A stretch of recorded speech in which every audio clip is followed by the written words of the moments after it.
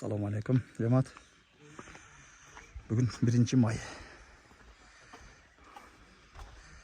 Bayramı zaminen 1. May deb barımız bala çağımızda etkende katta bayramı deb kursam bolup barımız bir somda alıp köçüge jo'nachidik. Sayızımızda qanday yaxshi kunlar bo'lgan. Yaxshi vaqtli balaliq deb. Xudo qalasa meshitdan qurilish ketyapti. Qurilish ketyapti. Mana bar o'tib letil. Har bizga har joy qo'yib o'tib letil.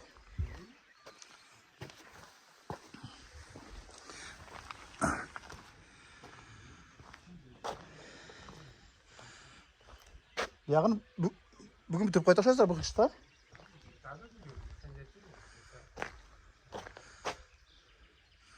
Şu nimeni taza lise kerek olsa bayağını alıp gelip durup şunu fakat kola turamızlar. Kış kaynarken alacağız yani lisanı. Sonra arendasyon özümüz anca olup gidiyor. Bekirli. Kışta başka uğrayınızlar mı ayaklarına?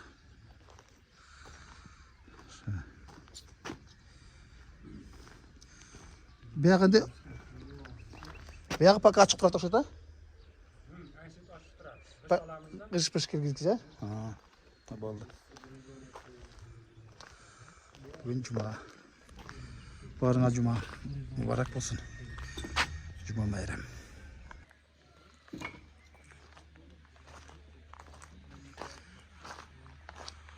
Çok güzel kaldı. Kerezilerin orduları çıkıp.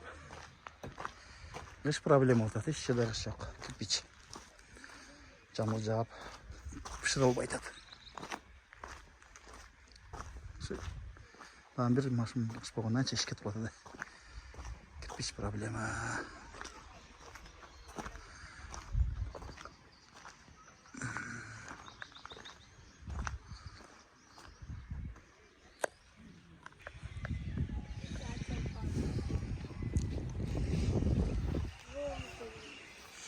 Yok oturasın oraya.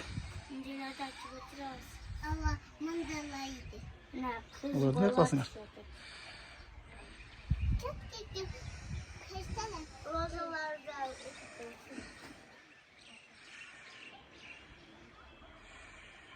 Şöyle. Allah aşkına. Bol otat.